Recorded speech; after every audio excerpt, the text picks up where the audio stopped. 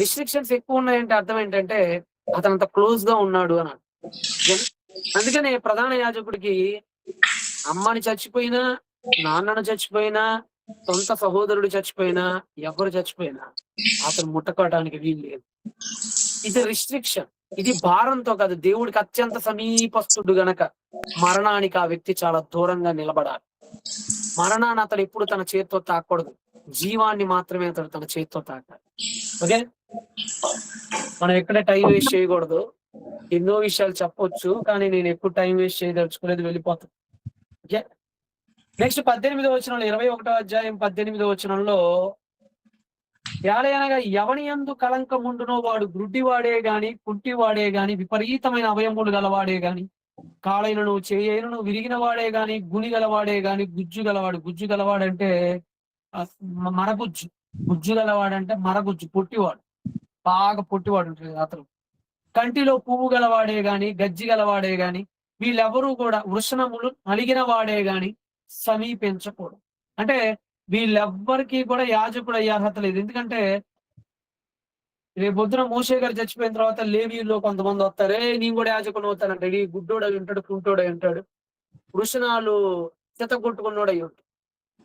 So వీళ్ళందరికీ కూడా దేవుడు యాజకులుగా మారడానికి అవకాశం ఇవ్వలే. ఎందుకు ఇవ్వలేదు? దీన్ని చాలా మంది పట్టుకుంటారు. దీన్ని చాలా మంది పట్టుకొని చూసారా, గుడ్డోళ్ళంటే కుంటోళ్ళంటే మీ దేవుడికి తక్కువ చూపు అంటాడు. ఇదిగోండి, ఇతను కుంటివాడు, ప్రొహిబిటెడ్, ఇతనికి నిషేధం. ఇతను గుడ్డివాడు, యాజక వృత్తికి ఇతను కూడా నిషేధం. ఇతను గూని గలవాడు, ఇతను కూడా యాజక వృత్తికి నిషేధం. ఎందుకంటే దేవుడు అంటే, ఎందుకంటే ఆ గుడ్డోళ్ళని నేనే పుట్టించానంటాడు, కుంటోళ్ళని నేనే పుట్టించానంటాడు. మరి ఎందుకంటే ఇలా చేశాడంటే అది వాళ్ళ మీద ఉన్నటువంటి పక్షపాత ధోరణి కాదు. ఇప్పుడు బలిపీఠం అనేది అనునిత్యం ఎద్దులు, ఆవులు లాంటి వాటిని కోసే అతి హార్డ్ వర్క్. ఆ హార్డ్ వర్క్ లో కుంటోడు హార్డ్ వర్క్ చేయగలడా? ఈ లోపల కర్రపోటు వేసుకొని కనుక ర్యాంప్ ఎక్కితే జారి లోపల పడ్డాడంటే సత్తాడు. అదేమో నిత్యం వెలిగే అగ్నిపర్వతంలాగా ఉండిద్దాయా. అగ్నిపర్వతం ఎప్పుడలా నిత్యం వెలుగుతుంటే బలిపీఠం కూడా నిత్యం వెలుగుతుంటది. మన కుంటి అబ్బాయి అక్కడ కనుక వెళ్ళాడు అనుకోండి, పుసుక్కుని పడిపోయాడు అనుకోండి, చచ్చిపోతాడు. పరిగెడతానికి కూడా కాళ్ళు లేవా. గుడ్డోడు ఉన్నాడు, కొవ్వును కోయిపోయి ఇంకేదైనా కోసి అర్పించాడు, ఇంకేమైపోతుంది, అర్పణ చెడైపోద్ది. పొట్టోడు ఉన్నాడు, ఆ గుజ్జు గలవాడు. ఆ గుజ్జు గలగాడు గనక అక్కడికి వెళ్ళాడు. అక్కడికి వెళ్ళిన తర్వాత అందలేదు, బలిపీఠం అందలేదు. ఎందుకంటే పొట్టోడు కదా, జక్కేలాగా అందలేదు. జక్క చెట్టు ఎక్కిన నేను కూడా బలిపీఠం ఎక్కుతానని ఎక్కి శుభ్రంగా పడిపోయాడు. ఎవరికి బాధ్యత? ఇది గుట్టోళ్ళు కుంటోళ్ళమైన దేవుడికి ఉన్నటువంటి పక్షపాత ధోరణి కాదు, వాళ్ళేదో అస్తచేయమని కాదు. ఈ పనులు చేయటం చాలా హార్డ్ వర్క్ పనులు, వాళ్ళు చేయలేరు. ఇప్పుడు ఒకవేళ పొట్టోని కనుక అనుమతించాడు అనుకోండి, పొట్టోడు ఇప్పుడు ఇక్కడ ఉన్నాడు, గుజ్జు కలిగిన వాడు. గుజ్జు అంటే అరగుజ్జు. వీడి మాంసం అందిద్దామని పైకి వచ్చాడు అనుకోండి, ఆయనకేమో మాంసం అందదు, వీడికేమో అందిద్దానికే వీడు పొట్టోడు అయిపోయాడు. వీళ్ళిద్దరు అటు ఇటు ఇటు అటు కొట్టుకొని ఆ మాంసం వచ్చి కింద పడితే అందరు సత్తారు అక్కడ. సో అందుకని ఏం చేశాడంటే, ఈ గూడోళ్ళకి, కుంటోళ్ళకి, గుడ్డోళ్ళకి దేవుడు ఏం చేశాడంటే అనుమతి ఇవ్వలేదు యాజకుడికి. ఓకేనా? కానీ మాంసం తినటానికైతే అనుమతి ఇచ్చాడు. ఎందుకంటే తినటానికి గుడ్డితనం ఏమి ఇబ్బంది లేదు. ఒకవేళ వాళ్ళు గుడ్డోళ్ళు కుంటోళ్ళు కాబట్టి దేవుడు వాళ్ళని పక్కన పెట్టాడండి, మీ దేవుడికి ఎంత పక్షపాతం ఉందండి మీ యెహోవా దేవుడికి అంటే, మరి అప్పుడు తినటానికి ఎందుకు పర్మిషన్ ఇచ్చాడు? కింద తినటానికి పర్మిషన్ ఇచ్చాడు. ఇదిగోండి ఇక్కడేమన్నాడు, యెహోవాకి హోమ ద్రవ్యములు అర్పించుకు సమీపించకూడదు, అతను కలంకం గలవాడు, అటువాడు తన దేవుని ఆహారం అర్పించుటకు సమీపించకూడదు. అతి పరిశుద్ధమైనవే గాని, పరిశుద్ధమైనవే గాని తన దేవునికి అర్పింపబడి ఏ ఆహార వస్తువులని అతను తినవచ్చు. అదిగోండి చూసారా, అతి పరిశుద్ధమైనవి గాని, పరిశుద్ధమైనవి గాని తన దేవునికి అర్పింపబడి ఏ వస్తువునైనా సరే అతను తినొచ్చు.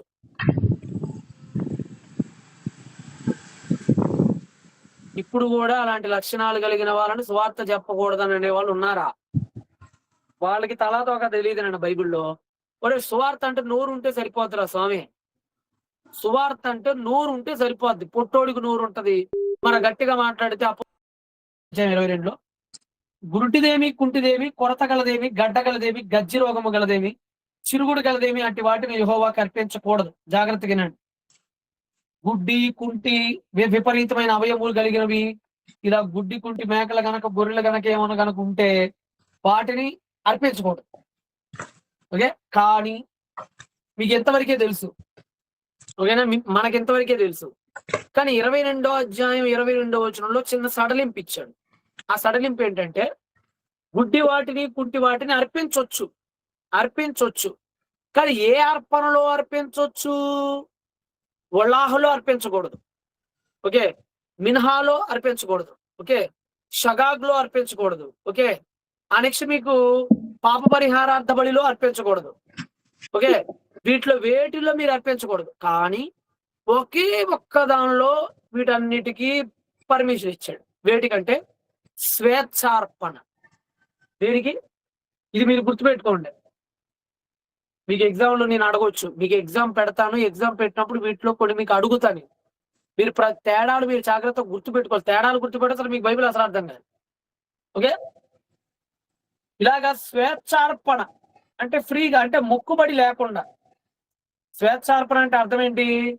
స్వేచ్ఛార్పణ అంటే అక్కడ పాపం చేయటాన్ని బట్టో, లేదంటే మొక్కుబడి చేసుకోవటాన్ని బట్టో, లేదంటే ఏదో కడగా ఉండటాన్ని బట్టో, పిల్లగాడు పుడతాన్ని బట్టో అర్పించే స్వేచ్ఛార్పణ అంటే ఏమీ లేకపోయినా నాకు దేవుడు అంటే ఇష్టం వచ్చింది. ఎందుకో దేవుడు అంటే నాకు ఇష్టం వచ్చింది. ఆయన సన్నిధికి వెళ్ళిపోదాం అనిపించింది. వెళ్ళిపోయాను కాబట్టి ఏమైనా తీసుకెళ్దాం అనిపించింది. సడన్‌గా అలా తీసుకెళ్ళేటప్పుడు నా దగ్గర దొరికింది, అది తీసుకెళ్ళిపోయా. స్వేచ్ఛార్పణ అంటే ఫ్రీలీ ఆఫరింగ్. ఓకే. ఇదిగోండి ఇక్కడ రాస్తున్నా చూడండి. దీన్ని దీన్ని నెదవా అంటారు. స్వేచ్ఛార్పణని నెదవా అంటారు. దేవుడు గుడ్డి, కుంటి జంతువుని అర్పించవద్దని ఖచ్చితంగా చెప్పాడు. కానీ 23లో ఒక వింతైన లూప్ హోల్ ఇచ్చాడు. ఒక జంతువుకు ఒక అవయవం ఎక్కువైనను, తక్కువైనను అంటే కొంచెం డిఫెక్ట్ ఉంటే దాన్ని స్వేచ్ఛార్పణగా అర్పించవచ్చు. Free will offering. కానీ మొక్కుబడిగా అర్పించకూడదు. ఓకే. మొక్కుబడిని నెదర్ అంటారు. స్వేచ్ఛార్పణని నెదవా అంటారు. ఎవరైనా రేపొద్దున మిమ్మల్ని వచ్చి గుడ్డి గొర్రెలు, కుంటి గొర్రెలు వద్దన్నాడండి ఆ దేవుడు ఎక్కిరిస్తుంటారు కదా. స్వేచ్ఛార్పణలో గుడ్డిని, కుంటిని, విపరీతమైన అవయము గల వాటిని కూడా దేవుడు తీసుకురమ్మన్నాడు. ఇబ్బంది ఏమి లేదన్నాడు అని చెప్పండి. ఆ సన్నాసి ఇవన్నీ చదవడాడు. ఓకేనా? అలా ఎందుకు దేవుడు స్వేచ్ఛార్పణలో దీన్ని ఇచ్చాడు అంటే సింపుల్. స్వేచ్ఛార్పణ అంటే ఏంటి? అసలు స్వేచ్ఛార్పణ అంటేనే ఏంటి? స్వేచ్ఛ. అర్పణలోనే ఒకటి ఉంది, దాని పేరు స్వేచ్ఛ. అంటే నువ్వు దేవుని మీద ప్రేమ కొద్దీ ఎలాంటి షరతులు లేకుండా ఇస్తున్న బహుమతి. స్వేచ్ఛార్పణ అంటేనే ఎలాంటి షరతులు లేకుండా నువ్వు ఇస్తున్న బహుమతి. దేవుడు అంటున్నాడు, నువ్వు నాతో డీల్ మాట్లాడితే నాకు పర్ఫెక్ట్ జంతువే కావాలి. ఇది డీల్ కాదు. డీల్ అంటే మొక్కుబడి. మొక్కుబడి కాదు ఇది. జస్ట్ నువ్వు నా మీద ఉన్న ప్రేమతో ఇస్తున్నావు గనక ఆ జంతువులతో చిన్న లోపం ఉన్నా నేను స్వీకరిస్తాను రా అంటే దేవుడు ప్రేమకి ఎక్కువ విలువిస్తున్నాడు ఇక్కడ అనే సంగతి మీరు గుర్తుపెట్టుకోండి. అంటే నువ్వు నాకు ప్రేమగా ఇద్దాం అనుకున్నప్పుడు గిఫ్ట్ నేను అదే ఇవ్వమని చెప్పకూడదు. అంతే కదా. ఇప్పుడు మీరు నాకు పెళ్లికి వస్తున్నారు, పెళ్లికి గిఫ్ట్ ఇవ్వాలని రూల్ లేదు, కానీ నువ్వు ఇస్తున్నావు. అరే ఖచ్చితంగా గిఫ్ట్ ఇస్తే నాకు ఏసీనే ఇవ్వు అని మనం చెప్పకూడదు. వాడు చిన్న వాచ్ ఇచ్చినా తీసుకోవాలి. ఓకేనా? ఇంకా గట్టిగా మాట్లాడితే షీపురు ఇచ్చినా తీసుకోవాలి. ఫ్రీ ఆఫరింగ్ అంటే ఏంటంటే, ఫ్రీ విల్ ఆఫరింగ్ అంటే ఏంటంటే వాడికి అసలు ఏమీ లేవు షరతులు, కానీ పాపం వాడు ఏదో ఇచ్చినప్పుడు తీసుకోవాలి. ఆ దేవుడు తనకు కూడా రూల్ పెట్టుకున్నాడు. మన దేవుడు ఎంత గొప్పడో చూడండి.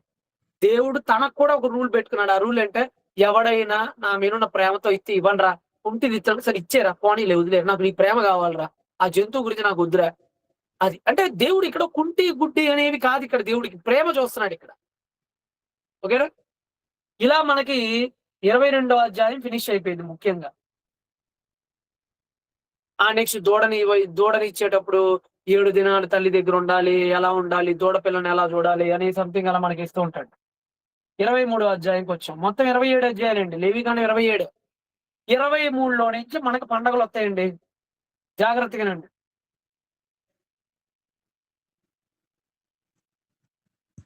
23వ వచనం నుంచి పండగలు వస్తాయి మనకి. పండగలు వాస్తవానికి పండగ అనే పదం సరైన పదం కాదు.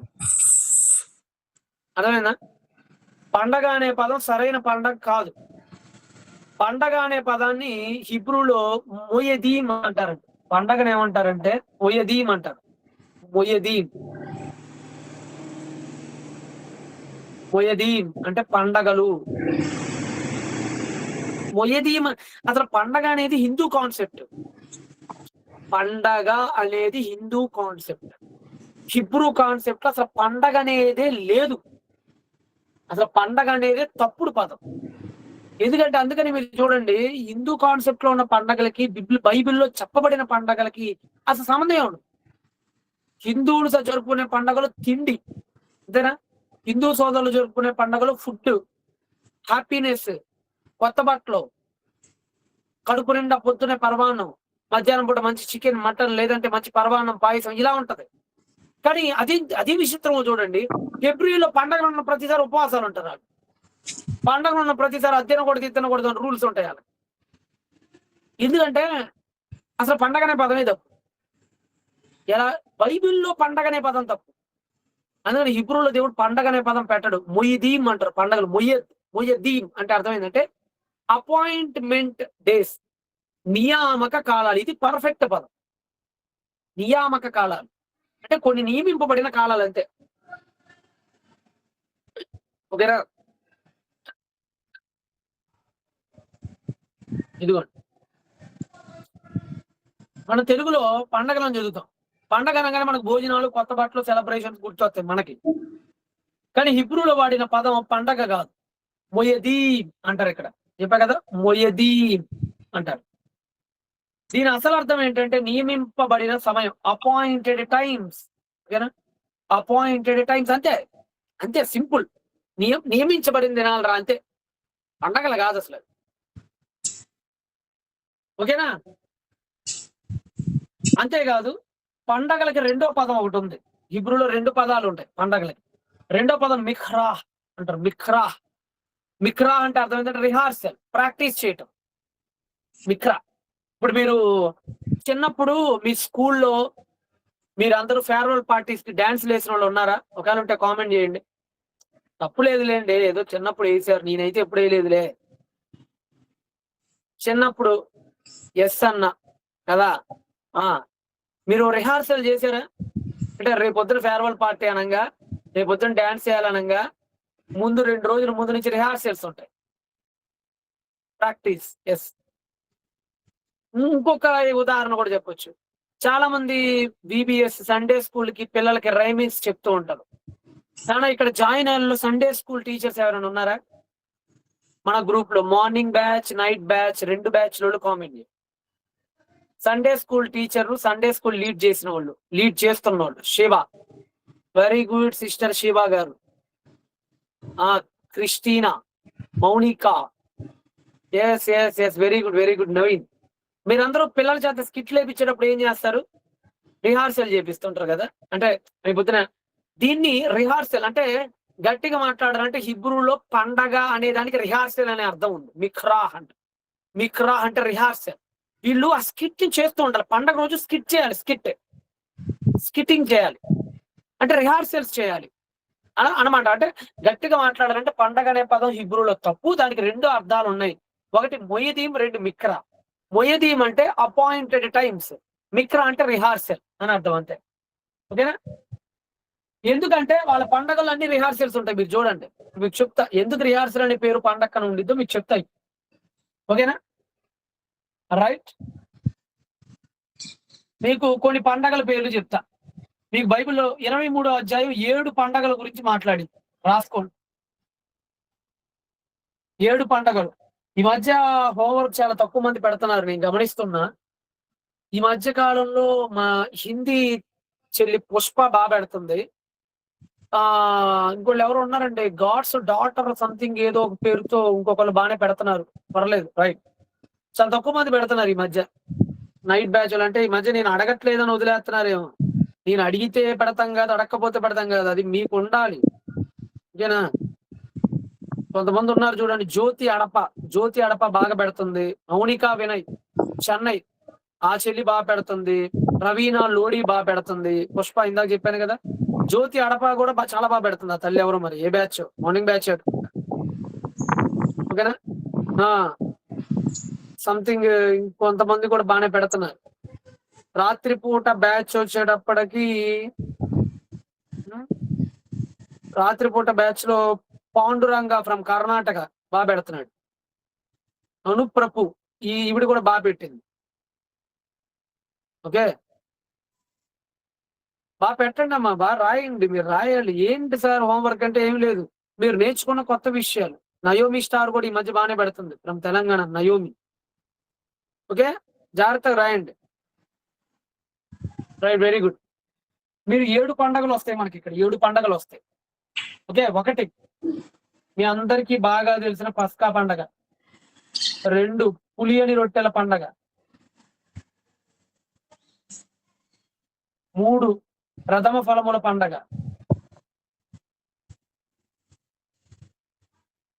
4 ప్రథమ ఫలాల దగ్గర నుంచి పెంతుకొస్తు పండగ, దట్స్ మీన్ షవూత్ అంటారు, వారాల పండగ అంటారు. 5వది రోష్ హషానా, 6వది యోమ్ కిప్పోర్,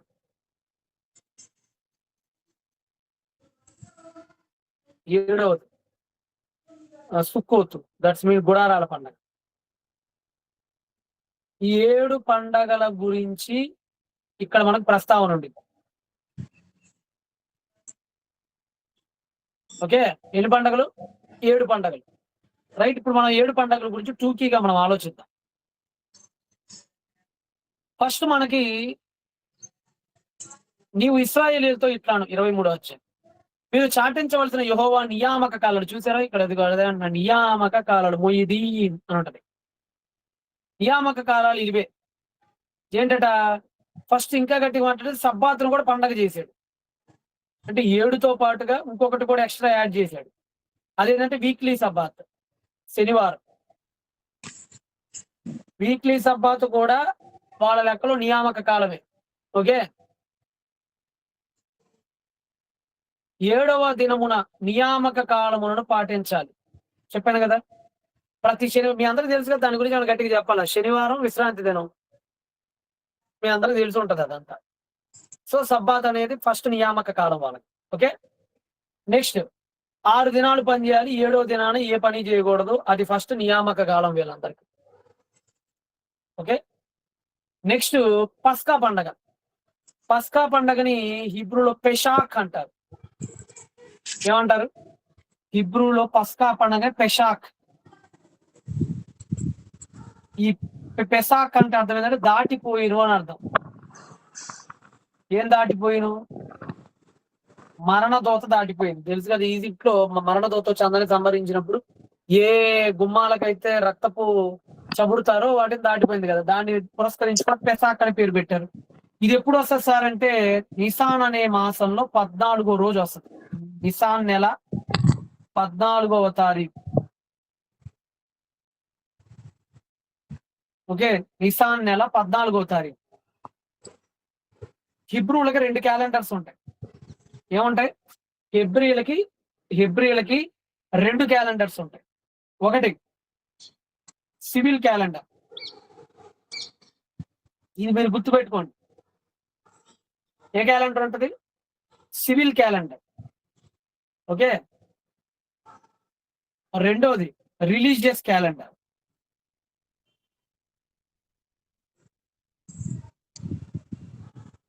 ఎలా అర్థం చేసుకోవాలి సార్ అంటే ఇది జనవరి టైప్, ఇది ఉగాది టైప్.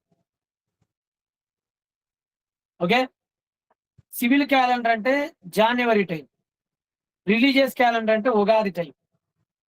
అంటే ఇప్పుడు మనం లెగిస్తే వాడేది ఈ క్యాలెండర్ కదా, మనం లెగిస్తే వాడేది సివిల్ క్యాలెండరే వాడేది. కేవలం పండగల కోసం మాత్రమే రిలీజియస్ క్యాలెండర్. ఇప్పుడు హిందూ సోదరులు ఉన్నారు, వాళ్ళు సంక్రాంతి అయినా శ్రీరామనవమి అయినా ఇంకేదైనా వాళ్ళు జనవరిని ఆధారం చేసుకొని పెట్టరు, రిలీజియస్ క్యాలెండర్ ఆధారం చేసుకొని పెడతారు. సేమ్ ఇజ్రాయలైట్స్ లో పండగల వరకు రిలీజియస్ క్యాలెండర్ మాత్రం వాడతారు, అంతే. కేవలం పండగలకే పరిమితం. సివిల్ క్యాలెండర్ రోజు వాళ్ళ అనుదిన జీవితంలో వాడే సివిల్ క్యాలెండర్. లూనార్ సిస్టమా? లూనార్ క్యాలెండర్ కూడా కాదు నాన్న. కొంతమంది యూదా క్యాలెండర్ ని పొరబడతారు. యూదుల క్యాలెండరు లూనా క్యాలెండర్ కూడా కాదు, లూనార్ క్యాలెండర్ కూడా కాదు. అది లూనో సోలార్ క్యాలెండర్. అది లూనో సోలార్. యూదుల క్యాలెండర్ గుర్తుపెట్టుకోండి, యూదుల క్యాలెండరు లూనో సోలార్. అంటే లూనో సోలార్ అంటే అర్థం ఏంటంటే నెల మాత్రం చంద్రుడిని బేస్ చేసుకొని ఉంటది. నెల చంద్రుడి మీద ఆధారపడి ఉంటది. సంవత్సరం మాత్రం సూర్యుడి మీద ఆధారపడి ఉంటది. అందుకనే చాలా విచిత్రమైన క్యాలెండర్ యూదులది. ఇది లూనో సోలార్ క్యాలెండర్. అంటే ఒక మంత్ మాసాన్ని మాత్రం చంద్రుడిని ఆధారం చేసుకొని చూస్తారు. అంటే అమావాస్య వచ్చిందంటే వాళ్ళకి ఫస్ట్ మంత్. అమావాస్య అంటే తెలుసు కదా మీ అందరికి. సన్నగా ఉంటాడు చంద్రుడు. ఇక రంజాన్ రోజు ఉంటది కదా, అమావాస్య రోజు వాళ్ళకి ప్రారంభం అయింది. నెల ప్రారంభం వాళ్ళకి అమావాస్య. కానీ ఇయర్ దగ్గరికి వచ్చినప్పటికి మాత్రం సూర్యుడిని మాత్రం బేస్ చేసుకుంటారు. ఓకేనా? సో ఇది పూర్తిగా లోనార్ క్యాలెండర్ కాదు, పూర్తిగా సోలార్ కాదు, లూనారు కాదు, సోలార్ కాదు. ఓకే, అంతే. రైట్, ఓకేనా? రైట్. ఇప్పుడు ఈ పస్కా పండగ అనేది నీసాను నెల, దీన్ని అబీబు నెల అని కూడా అంటారు. నీసాను నెల 14వ తారీఖు వస్తుంది పస్కా పండగ. ఓకే, జాగ్రత్తగా రండి. పస్కా పండగ వేరు, పులియన్ రొట్టెల పండగ వేరు. మనలో చాలా మంది, అంటే నేను గమనించినది, అంటే కొంతమంది పాస్టర్స్ లో కూడా పాపం తెలుసో తెలియకో కొంతమంది పాస్టర్స్ లో కూడా పస్కా పండగ పులియన్ రొట్టెల పండుగ ఒకటే అనుకుంటున్నారు. మీరు ఎవరైనా ఇప్పటిదాకా అదేమని అనుకుంటే గనక కాదు. పస్కా వేరు, పులియన్ రొట్టెల పండగ వేరు. ఓకే, పస్కా వేరు, పులియన్ రొట్టెల పండగ వేరు. పస్కా పండగ నీసాను నెల 14వ తారీఖు వస్తుంది. జాగ్రత్త కోట్ చేసుకోండి, మళ్ళా మీకు పండగల గురించి ఎవరు చెప్పరు. నీసాన్ నెల 14వ తారీఖు పస్కా. ఓకే, నీసాను నెల 15వ తారీఖు నుండి పులియన్ రొట్టెల పండగ, కగహమజోత్ అంటారు. ఇది పులియన్ రొట్టెల పండగ. పులియన్ రొట్టెల పండగ నీసాను 15 నుంచి ప్రారంభమై నీసాను 21 దాకా సాగింది. 7 రోజులు ఉంటది అది. ఓకేనా? నీసాను 14వ తారీఖు పస్కా పండగ, 15వ తారీఖు నుండి పులియన్ రొట్టెల పండగ. ఓకేనా? ఇక్కడ నీసాన్ నెల 10వ తారీఖు ఉంటది కదా, నీసాన్ నెల 10వ తారీఖు గొర్రె పిల్లని తెచ్చుకోవాలి. పస్కా రోజు వధించే గొర్రె పిల్లని ఇప్పుడు తెచ్చుకోవాలి. 10వ తారీఖు తెచ్చుకోవాలి. 4 రోజులు మేపాలి. 14వ రోజు సాయంత్రం కరెక్ట్ గా 3 గంటలకు చంపేయాలి. ఇక్కడ నేను పండగల్ని క్రీస్తుతో ముడిపెట్టదలుచుకోవాలి. అది మీకు సువార్తలు చెప్పేటప్పుడు చెప్తా, మీరు షాక్ అయిపోతారు. మీరు నెక్స్ట్ ఇయర్ సువార్తలకు వస్తే మైండ్ బ్లాక్ అయిపోద్ది. ఇప్పటిదాకా మీరు వినేది ఒక లెక్క, ఈసారి చెప్పబోయే సువార్తల క్లాసెస్ ఇంకో లెక్క. ఓకే, అందుకని నేను ఇక్కడ అనవసరంగా పండగలను తీసుకెళ్లి యేసుప్రభు సిలువుకి, పండగలను తీసుకెళ్లి యేసుప్రభు పునరుద్ధానానికి, పండగలను తీసుకెళ్లి చర్చికి నీ పెట్టను. ఈ క్లాసెస్ లో నీ పెట్టను. పస్కా పండగ మనం చేసుకోవచ్చా అన్న, ఎట్టి పరిస్థితుల్లో మనం చేసుకోకూడదు. మనల్ని కాదుగా ఆయన ఈజిప్ట్ నుంచి తెచ్చింది. శాంసన్ అనే నన్ను ఇక్కడ పార్టిసిపేట్ చేస్తారు 137. మన ఈజిప్ట్ లో ఉంది లేదు, సచ్చింది లేదు. మనల్ని ఏడ తీసుకొచ్చాడు ఆయన? మనకు సంబంధం లేదు. వాళ్ళు చేసుకునేవాళ్ళు. అది క్రీస్తు వచ్చేంత వరకు, ఇప్పుడు కూడా కాదు. మనకు సంబంధమే లేదు అసలు. ఆ పండగలతో మనకు సంబంధమే లేదు. పెట్టుకోండి, ఓకేనా? రైట్, ఇది మీకు జాగ్రత్తగా ఆలకించండి. మీకు పస్కా పండగ రోజు ఎలా ఉంటదంటే, పస్కా పండగ రోజు 10వ తారీఖు చక్కగా పస్కా పండగ రోజు 10వ తారీఖు వాళ్ళు గొర్రె పిల్లని తెస్తారు పెసాక్ పండగ రోజు.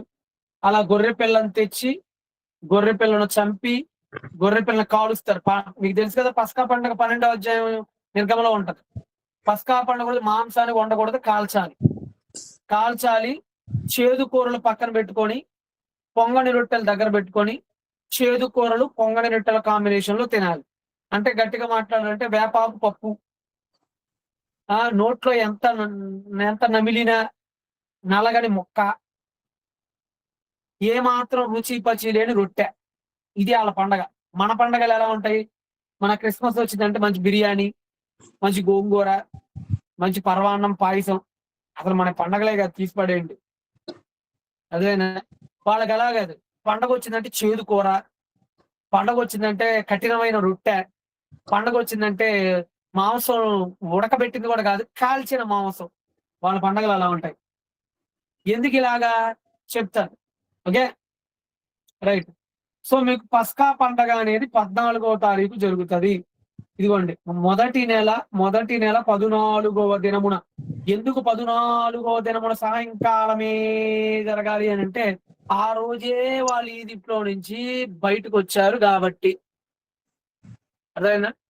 ఎందుకు సార్ 14వ తారీఖే జరగాలంటే, ఈజిప్ట్‌లో నుంచి అప్పుడే వాళ్ళు బయటకొచ్చారు గాబట్టి. అన్నయ్య క్రిస్టియన్స్ చేసుకోవచ్చా? తమ్ముడా నేనిప్పుడే గదా నాయనా చెప్పింది. క్రిస్టియన్స్ చేసుకోవద్దు. మనకసలు అవసరం లేదు. మనం ఈజిప్ట్‌లో 200 ఏళ్ళు లేము.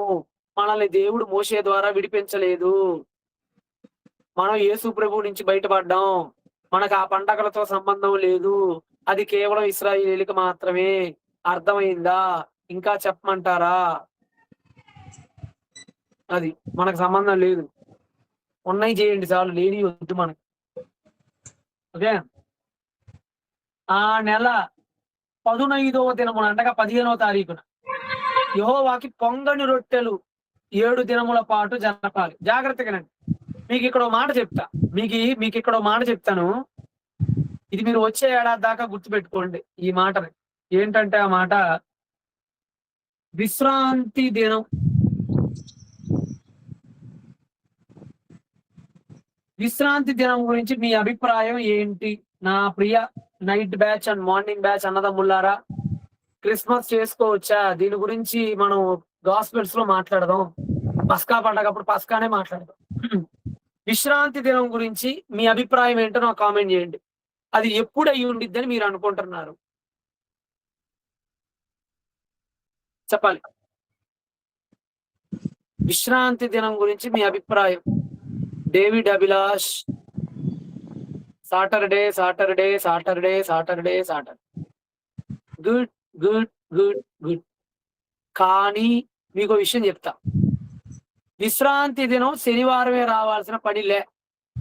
అది గురువారం అయినా రావచ్చు, శుక్రవారం అయినా రావచ్చు, బుధవారం అయినా రావచ్చు, సోమవారం అయినా రావచ్చు, మంగళవారం అయినా రావచ్చు, ఎప్పుడైనా రావచ్చు. వారానికి ఒక్కసారి రావాల్సిన పని కూడా లే. వారానికి 2 సార్లయినా రావచ్చు.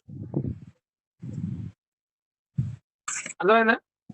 ఎందుకు సార్ అంటే విశ్రాంతి దినం అనేది వీక్లీ సబ్బాత్ అనేది అది ఒకానొక విశ్రాంతి దినం. అదే విశ్రాంతి దినం కాదు. ప్రతి శనివారం అనేది ఒకానొక విశ్రాంతి దినం. అదొక్కటే విశ్రాంతి దినం గాదు.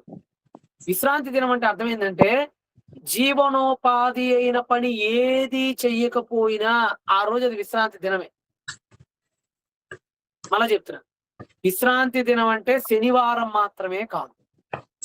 దేవుడు జీవనోపాధి అయిన ఏ పని మీరు చెయ్యొద్దు అని చెప్పిన ప్రతిరోజు విశ్రాంతి దినమే. Again I repeat. జీవనోపాధి అయిన ఏ పనియు మీరు ఈ రోజున చేయకూడదు అని ఆయన ఏ రోజు గురించి అయితే మాట్లాడతాడో ఆ ప్రతిరోజు విశ్రాంతి దినం. ఫర్ ఎగ్జాంపుల్ పులియని రొట్టెల పండగ ఉంది. పులియని రొట్టెల పండగ ఉందనుకోండి. ఈ పులియని రొట్టెల పండగ మొదటి రోజు విశ్రాంతి దినమే. చివరి రోజు విశ్రాంతి దినమే. ఇప్పుడు ఫర్ ఎగ్జాంపుల్ మీకో మాట చెప్తా. ఇప్పుడు ఒక వారం ఉందనుకోండి. ఒక వారం అంటే ఫర్ ఎగ్జాంపుల్ మనకి ఆదివారం, సోమ, మంగళ, బుధ, గురు, శుక్ర, శని. ఓకేనా? ఇది సబ్బాత్ కదా! ఇది సబ్బాత్. ఇప్పుడు ఫర్ ఎగ్జాంపుల్ బుధవారం పస్కా పండగ వచ్చిందనుకోండి కాసేపు. గురువారం పులియని రొట్టెల పండగ వచ్చిందనుకోండి కాసేపు. ఈ గురువారం కూడా వాళ్ళకి సబ్బాత్ అయింది. గురువారం కూడా విశ్రాంతి. పులియని రొట్టెల పండగ మొదటి రోజు వారంలో ఎప్పుడొస్తే అప్పుడు విశ్రాంతి దినమే. అప్పుడు ఎప్పుడొస్తే అప్పుడు సబ్బాత్.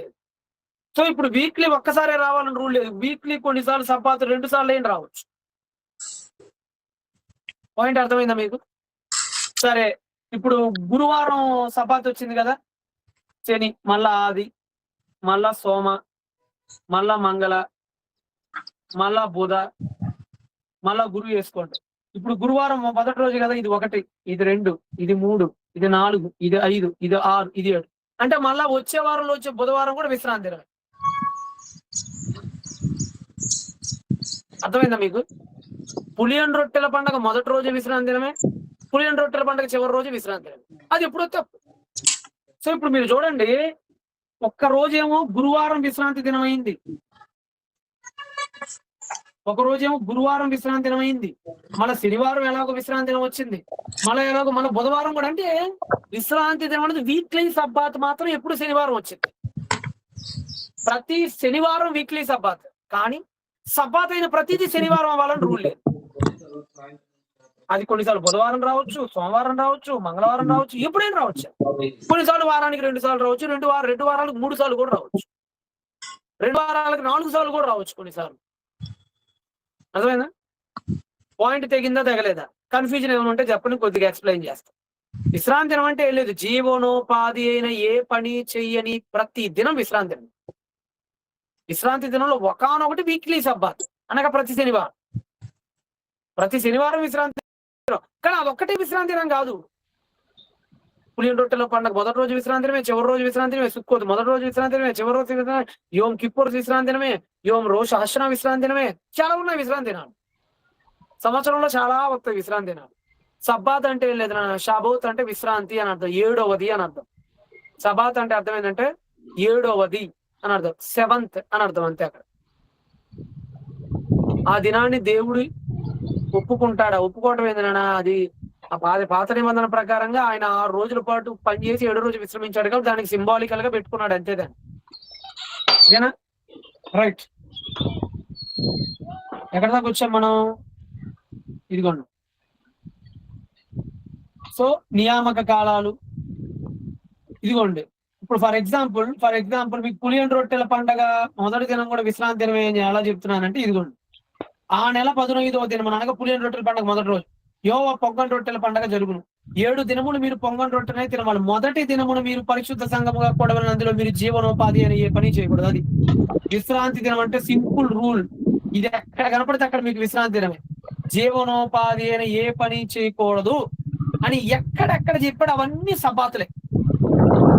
ఓకే, సో మనకి ఇక్కడ కూడా చెప్పాడు 7 దినములు మీరు యెహోవాకి హోమార్పణం చేయకూడదు. 7వ దినమును మళ్ళీ అనగా 7వ దినాన అనగా 21వ తారీఖున నీసార్ నెల పరిశుద్ధ సంఘంగా కూడవలెను, అందులో మీరు జీవనోపాధి పని చేయకూడదు. అంటే 7th డేనా ఏం చేయకూడదు, 1st డేనా చేయకూడదు. ఇది సబ్బాత్, ఇది సబ్బాత్. ఓకేనా? ఇకపోతే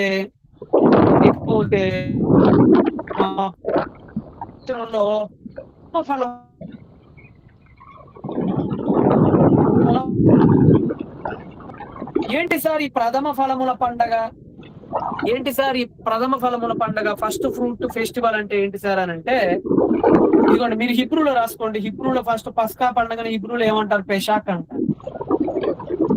ప్రథమ అదే మన పులియన్ రొట్టెల పండుగ కక్ హమజా అంటారు. పులియన్ రొట్టె పండుగ కక్ హమజోత్, పులియని రొట్టెల పండుగ కక్ హమజా అని కూడా అంటారు. ఓకే, ఇది 7 రోజుల పండుగ, సంక్రాంతి టైప్. ఇది 7 రోజుల పండుగ. ఓకే, నెక్స్ట్ మన ప్రథమ ఫలముల పండుగ ఉంది కదా, దీన్ని యోమ్ హా బిక్కురీం అంటారు. బిక్కురీం అంటే ఫలాలు, బిక్కురీం అంటారు. ఓకే, యోమ్ అంటే రోజు అని అర్థం అండి. యోమ్ అంటే యోమ్ కిప్పూర్, యోమ్ రోష హర్షణ, యోమ్ తెరువ. యోమ్ అంటే రోజు, ద డే అని అర్థం. అంటే ద డే, యోమ్ అంటే డే అని అర్థం, సింపుల్. ఇప్పుడు యోమ్ అంటే రోజు అని అర్థం. సో యోమ్ హా బిక్కురీం అంటే అర్థం ఏంటంటే ప్రథమ ఫలముల పండగ. ఇది ఎప్పుడు సార్ వచ్చేది అంటే, పస్కా పండగ తర్వాత వచ్చే విశ్రాంతి దినమున మరుసటి ఆదివారం దీన్ని చేయాలి. ఫర్ ఎగ్జాంపుల్ ఈ ప్రథమ ఫలముల పండగ దగ్గర సద్దుకైలు వేరేగా చేస్తారు, పరిచయులు వేరేగా చేస్తారు. సద్దుకైలు గోళ వేరేగా ఉంటుంది, పరిచయుల గోళ వేరేగా ఉంటుంది. ప్రథమ ఫలాల పండగ దగ్గర 2గా విడిపోయింది యూద మతం. సద్దూకయ్యులు ఒక రకంగా చెప్తారు, పరిసయ్యులు ఒక రకంగా చెప్తారు. సో ప్రథమ ఫలముల పండగ మీదే పెంతెకొస్తు పండగ డిపెండ్ అయింది కాబట్టి పెంతెకొస్తు పండగ రోజులు కూడా మారిపోతుంటాయి అలా. ఇప్పుడు ఫర్ ఎగ్జాంపుల్ ప్రథమ ఫలముల పండగ ఎప్పుడు సార్ జరిగేదంటే, ఇప్పుడు నీసాను మంత్ ఉందండి. ఫర్ ఎగ్జాంపుల్ చెప్తాను. నీసాన్ ఉంది. నీసాను మంత్, నీసాన్ అంటే మార్చి ఏప్రిల్ మధ్యలో వస్తుంది నీసాన్ వాళ్ళకి అక్కడ. నీసాను 1వ తారీఖున డేట్ వచ్చింది కదా. నీసాన్ నెల 14వ తారీఖున పస్కా. Okay right. నీసాన్ నెల 15వ తారీఖున పులియన్ రొట్టెల పండగ మొదటి రోజు.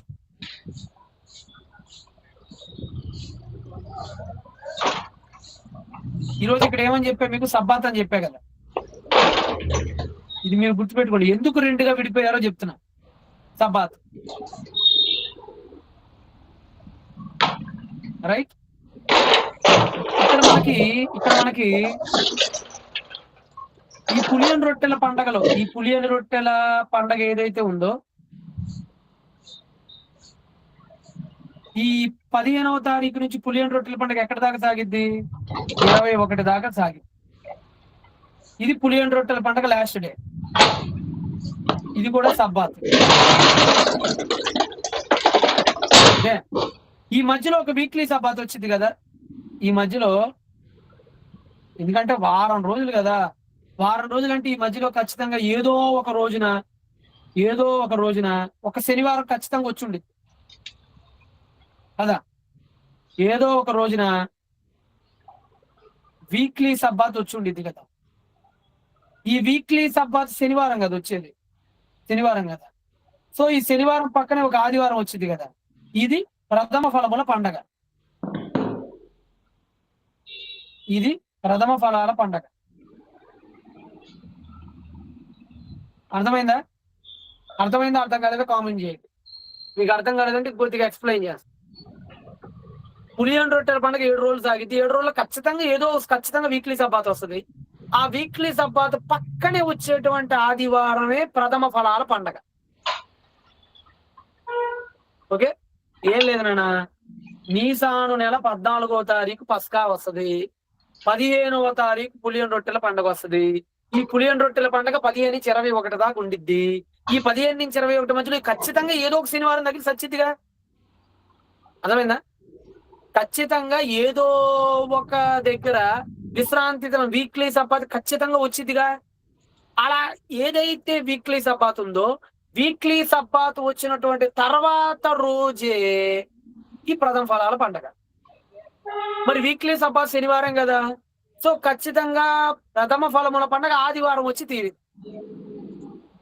ఓకేనా? సద్దూకయ్యులు డేట్ ఇలా ఫిక్స్ చేశారు. సద్దూకయ్యులు డేట్ ఇలానే ఫిక్స్ చేశారు. ఎంటైర్ క్రిస్టియన్ ప్రపంచం కూడా ఇలానే ఫిక్స్ చేసింది. నా ఫేవరెట్ స్కాలర్ మైకేల్ హైజర్ కూడా ఇలానే ఫిక్స్ చేస్తాడు. Okay right. కానీ పరిసయ్యులు ఇలా తీసుకోరు. పారసీస్ ఎవరైతే ఉంటారో పరిసయ్యులు, వాళ్ళు ఈ డేట్ని తీసుకోరు. వాళ్ళు ఇక్కడ ఏం లేదు. మొత్తం ట్విస్ట్ అంతా ఎక్కడ ఉందంటే, ట్విస్ట్ అంతా ఇక్కడే ఉంది. ఎక్కడుంది? ఇదిగోండి. వీళ్ళు అర్థం చేసుకునే విధానంలో తేడా అంతే. ఏమనుంది ఇక్కడ? మీరు వచ్చి దాని పంటను కోయినప్పుడు మొదటి పనును నా దగ్గర తీసుకురావాలంటాడు కదా. తీసుకురావాలన్నప్పుడు ఎప్పుడు తీసుకురావాలట? యెహోవా సన్నిధిని ఆ పనును అల్లాడించవలెను. ఎప్పుడట? మీరు తెచ్చిన దినము మొదలు కొని 7 ఇక్కడ విశ్రాంతి దినమునకు మరుదినము. ఇది ఎందుకు 2గా డివైడ్ అయ్యారంటే దీనివల్ల. దేవుడు ఏం చెప్పాడంటే సబ్బాతుకు తర్వాత రోజు దాన్ని చేయాలని చెప్పాడు. అది ఏ సబ్బాతో చెప్పలా. నీకు అర్థమైందా? సింపుల్ గా ఏమన్నాడంటే విశ్రాంతి దినమునకు మరుదినము తేవాలి అన్నాడు. ఏ విశ్రాంతి దినం? ఇందాక చెప్పే కదా, విశ్రాంతి దినం అంటే శనివారమే కదా. పులియన్ రొట్టెల పండుగ మొదటి రోజు వస్తుంది, పులియన్ పండుగ చివరి రోజు కూడా వస్తుంది. ఓకేనా? సో సద్దూకయ్యులు గాని క్రిస్టియన్ స్కాలర్స్ గాని ఇది వీక్లీ సబ్బాత్ అండి అంటారు. కానీ పరిసయ్యులు కాదండి, పులియన్ రొట్టెల పండుగ చిట్ట చివరి రోజు సబ్బాత్ ఉంటుంది కదా, చిట్ట చివరి రోజు ఆ సబ్బాతు తర్వాత వచ్చిన రోజు అంటే 22వ తారీఖు అది అని చెప్తారు. ఏంటంటే అది కూడా సబ్బాతే కదా వాళ్ళ దృష్టిలో. 21 ఇక్కడ ఉంది కదా, ఇది కూడా సబ్బాతే కదా, చెప్పాను కదా. జీవనోపాధి అని ఏ పని చేయకూడదు సబ్బాతు. సో 22వ తారీఖు పులియని రొట్టెల పండుగ, ప్రథమ ఫలాల పండుగ అంటారు పరిచయులు. కాదు కాదు, వీక్లీ సబ్బా తర్వాత వచ్చేటువంటిది అని చెప్తారు సద్దుకయ్యులు.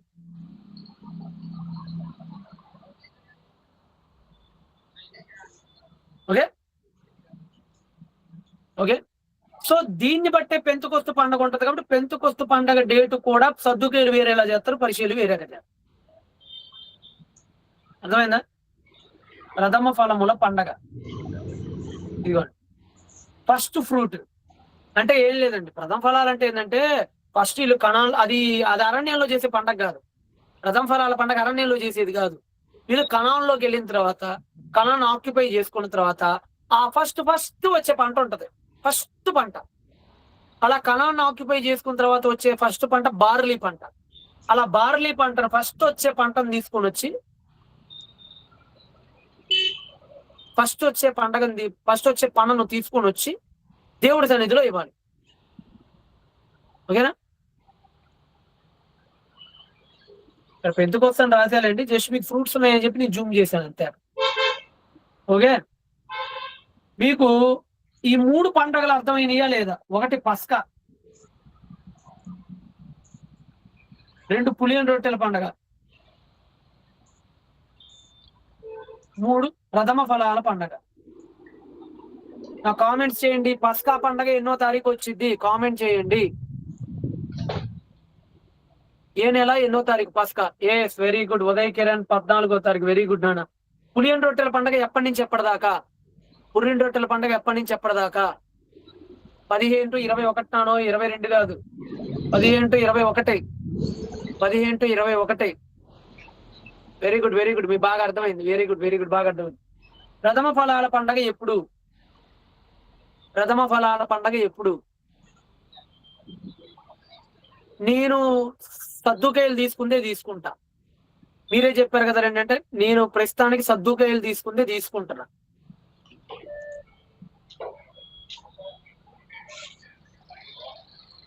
కాదు చాలా మంది మన ప్యారిసిస్ పార్టీకి వెళ్ళిపోయినట్టున్నారు. 22 అని పెడుతున్నారు.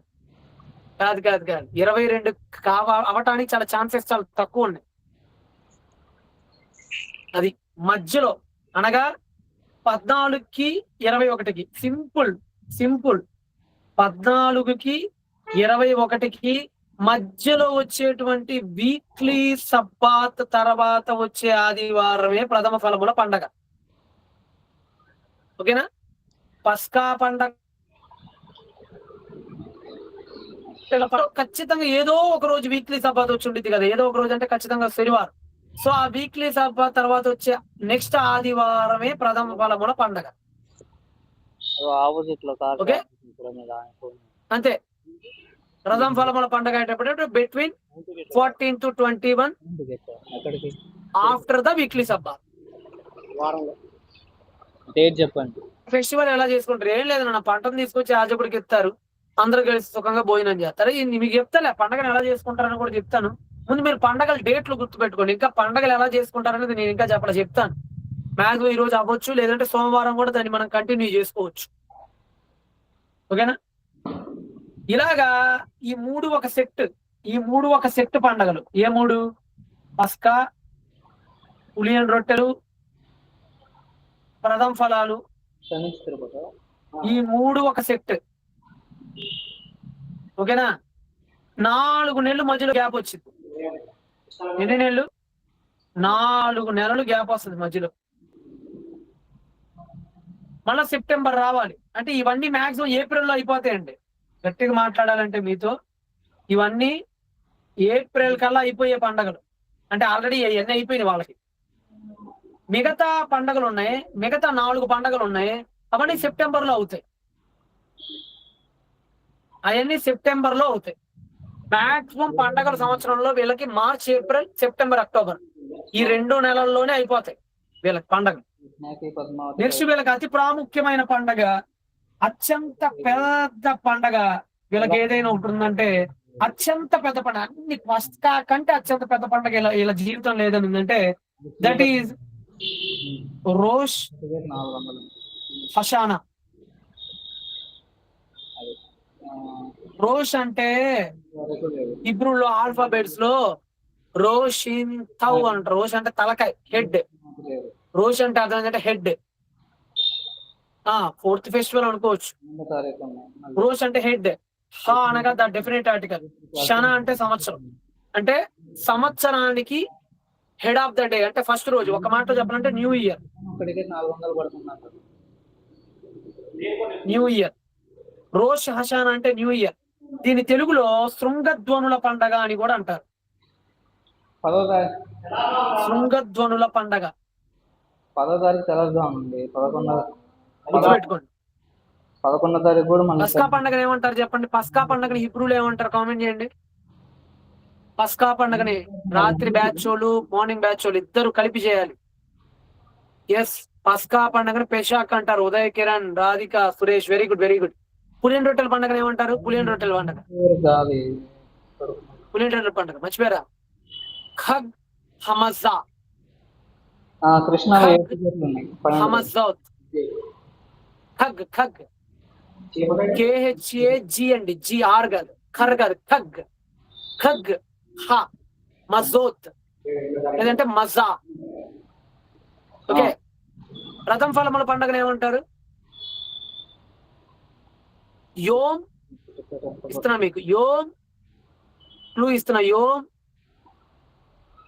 బిక్కురోద్, యోమ్ బిక్కురీం. యోమ్ బిక్కురీం. బిక్కురీం అంటే పండ్లు, యోమ్ అంటే ద డే. ఓకేనా? మీకు ఇక్కడ శృంగధనుల పండుగను రోష్ హషానా అంటారు. దీనికి ఇంకో పేరు కూడా ఉంది. ఇదే తిష్రీ నెల 10వ తారీఖున యోమ్ కిప్పూర్ పండుగ వస్తుంది. ఇప్పుడు అంతే. సో యోమ్ కిప్పూర్ పండుగ. ఓకే. ఈ నెల 7వ దినము, 7వ నెల 10వ దినమున పాపము నిమిత్తమై ప్రాయశ్చిత్తార్థం, అందులో మీరు పరిశుద్ధ సంఘముగా కూడవలను, మిమ్మల్ని మీరు దుఃఖపరచుకోవాలి. అంటే ఇది కూడా సబ్బాతే. అర్థమైందా? సబ్బాత్ అంటే అర్థమైందా? సింపుల్. ఆ దినమున మీరు ఏ పని చేయకూడదు. బేబీ అది మంగళవారం వస్తే మంగళవారమే సబ్బాత్ అయితే. సో మీరు ఏ పని చేయకూడదు అంటే మనకి ఇక్కడ యోమ్ కిప్పూర్ అనమాట. 27వ వచనం. దీని తెలుగులో ప్రాయశ్చిత్తార్థ పండగ అని రాసుకోండి. ప్రాయశ్చిత్తార్థ పండగ తెలుగులో యోమ్ కిప్పూర్ హిబ్రూ భాష. ఓకే. నెక్స్ట్ చివరి పండగ సుక్కోతు పండగ. మీకు పర్ణశాల చెప్పడం ఆపాను నేను. పర్ణశాల పండగ కూడా చెప్తా. పర్ణశాల పెంతుకొస్తు పండగ చెప్తా మీకు. ఓకేనా? పెంతుకొస్తు పండగ కూడా కొద్దిగా సర్దుకేలు పరిశీలన మధ్య ఇది ఉంది, అందుకని ఆపాను కొద్దిగా అంతే. నెక్స్ట్ నీవు ఇశ్రాయేలీయులతో ఇట్లాను 7వ నెల 15వ దినమున మొదలుకొని 7 దినముల వరకు యెహోవాకి పర్ణశాలల పండగ జరపాలి. మీకు 7 రోజులు జరిగే పండగలు 2 ఉంటాయి. ఎన్నో దినమాట ఇక్కడ చెప్పాడు కదా. 7వ నెల 15వ దినం మొదలుకొని 7 దినముల వరకు. సేమ్ నీ పులియన్ రొట్టెల పండగ టైప్ ఇది కూడా. పులియన్ రొట్టెల పండగ టైప్ ఇది కూడా. కాకపోతే ఈ సుక్కోతు పండగ తిష్రీ నెల 15వ తారీఖుతో ప్రారంభమై 21వ తారీఖు వరకు పర్ణశాలల పండుగ జరిగింది గుడారాలు. సేమ్ నిసాన్ నెల 15వ తారీఖు ప్రారంభమై 21 జనవరికి జరిగితే కగహమస పులియన్ రొట్టెలు. ఇది వారం రోజుల పండగ, ఇది ఒక వారం రోజుల పండగ, మిగతా ఒక రోజు పండగ. ఓకేనా? గుడారాల పండగ. మీకు ప్రస్తుతానికి పండగల రోజున ఏం చేస్తారని చెప్పట్లా, జస్ట్ ఫెస్టివల్స్ మాత్రమే చెప్తున్నా. దీనిలో కూడా అంతే. సుక్కోతు రోజు కూడా అంతే. మొదటి రోజు విశ్రాంతి, చివరి రోజు విశ్రాంతి. సేమ్ పులియన్ రొట్టెల పండగ టైప్. కదా అది నీసా నెల, ఇది తిష్రీ నెల, అంతే తేడా. ఓకే. నెక్స్ట్ వారాల పండగ. నెక్స్ట్ 15వ వచనంలో వారాల పండగ. అది పదం. వారాల పండగ అనే తెలుగు పదం. తెలుగులో వారాల పండగ, హిబ్రూలో షవోత్ పండగ, గ్రీక్ లో పెంతెకొస్తు పండగ. సో పెంతెకొస్తు పండగ. ఓకేనా? మొత్తం మీకు 7 పండుగలు వచ్చేసి. చెప్పండి ఏమేం పండుగలు వచ్చేసినాయో మీకు. అర్థం కాకపోతే అడగండి. నేను నెక్స్ట్ మన సోమవారం కూడా కంటిన్యూ చేసుకుందాం మనం దీన్ని. ఓకేనా? ఫస్ట్ పస్కా పండగ ఎప్పుడు కామెంట్ చేయండి మహానుభావులారా. పస్కా పండగ ఎప్పుడు?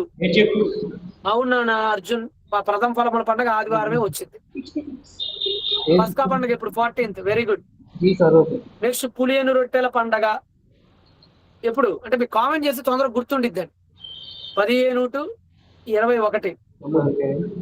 నెక్స్ట్ రథమ ఫలముల పండగ ఎప్పుడు? రథం ఫలముల పండగ బిట్వీన్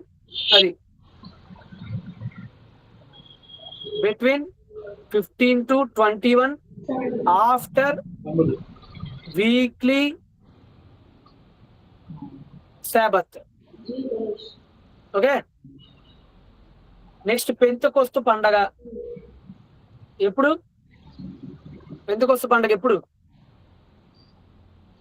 పెంతెకొస్తు ఇదిగోండి ప్రథమ ఫలాల పండగ అయిపోయినటువంటి కరెక్ట్ గా 50వ రోజు, 50th డే. నెక్స్ట్ 5వ పండగ. 5వ పండగ పేరు చెప్పండి నాకు. 5వ పండగ ఏ పండగ? 5వ పండగ ఏ పండగ? మిమ్మల్ని అడుగుతున్నా. రాత్రిపూట బ్యాచ్, మార్నింగ్ పూట బ్యాచ్ కామెంట్ చేయండి. 5వ పండగ ఏది? రోష్ హషానా. రోష్ హషానా. దీనికి ఇంకో పేరు చెప్పండి. రోష్ హషానాకు ఇంకో పేరు ఏంటి? టక అయిపోవాలి అసలు మీరు, నా విద్యార్థులు మీరు. Yom Teruah. Very good Radhika. Radhika very good తల్లి. యోమ్ తెరువా. ఇంగ్లీష్ లో దీన్ని ఏమనొచ్చు? ఇంగ్లీష్ లో దీన్ని ఎలా కొలవచ్చు? ఇంగ్లీష్ లాంగ్వేజ్ లో చెప్పాలంటే very good Uday Kiran, Mounika very good. New year. దీన్ని మన తెలుగు బైబిల్లో ఏ పండగగా పిలిచారు? తెలుగు బైబిల్లో ఏ పండగని పిలిచారు దీన్ని? తెలుగు బైబిల్లో ఏ పండగ అన్నారు? వెరీ గుడ్ అప్పారావు గారు. శృంగధ్వనుల పండగ. Very good. ఓకేనా? 6వ పండగ ఏ పండగ? 6వ పండగ ఏ పండగ? ఓన్లీ 6 మందికి. 6వ పండగ ఏ పండగ? ఫస్ట్ అయితే ఇది చూసుకోండి, పేర్లు చూసుకోండి. తప్పు చెప్తున్నారు. ఎస్ నవీన్ కుమార్ కరెక్ట్ గా చెప్పాడు. సునీల్ కరెక్ట్ గా చెప్పాడు. రాధిక కూడా తప్పు చెప్పింది. ప్రసన్న బాబు తప్పు చెప్పాడు. వెరీ గుడ్ జ్యోతి. వీళ్ళు కరెక్ట్ గా చెప్పారు. సురేష్ వీళ్ళు కరెక్ట్ గా చెప్పారు. యోమ్ కిప్పోర్. మీరు సుక్కోతికి వెళ్ళిపోతే ఎలాగమ్మా అప్పుడే? యోమ్ కిప్పోర్ ఎవరికి ఇస్తారు? యోమ్ కిప్పోర్ వీళ్ళు ఎవరికి ఇస్తారు? మోషే గారికి ఇస్తారా? ఇది ఏమో తిష్రీ నెల 1వ తారీఖు. యోమ్ కిప్పోర్ వచ్చేప్పటికేమో తిష్రీ నెల 10వ తారీఖు. చివరిలో చెప్పండి. 7వ పండగ ఏ పండగ? 7వ పండగ ఏ పండగ? 7వ పండగ వెరీ గుడ్ సుక్కోతు పండగ. తెలుగులో అయితే పర్ణశాల పండగ. పోసన్న వాళ్ళ భాషలో చెప్పాలంటే గుడారాల పండగ. ఇది ఎప్పుడు వస్తుంది? తిష్రీ నెల 15 నుండి 21వ తారీఖు మధ్యలో వస్తది. మొత్తం 7 పండగ.